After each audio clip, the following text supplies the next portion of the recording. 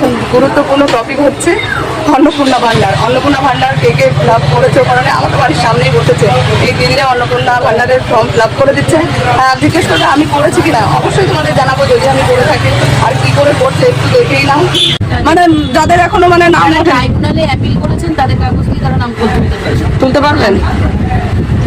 সব থেকে সোশ্যাল মিডিয়ার বড় টপিক যেটা সেটা হচ্ছে অন্নপূর্ণা পারিবারিক তথ্য সংগ্রহ ফর্ম। ফর্মটা অনেকেই হয়তো ফিল আপ করে নিয়েছো, যারা যারা ফিল আপ করোনি এখন অবধি দেখো। আর এই দিদিরা তো করছে সকাল থেকে, একটা পাকা গেল। এই যে এভাবে যারা যারা নেবে তারা তো দেখতেই পাবে। একটা, দুটো, তিনটে, চারটে, পাঁচটা, ছটা, 7 পেজের এটা হচ্ছে ফর্ম।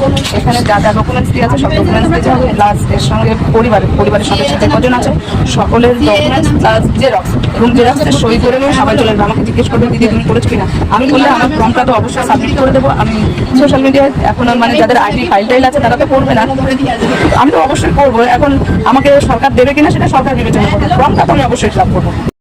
শাশুড়িটা লাগবে, মানে যে থাকবে ফ্যামিলির সবারটা লাগবে।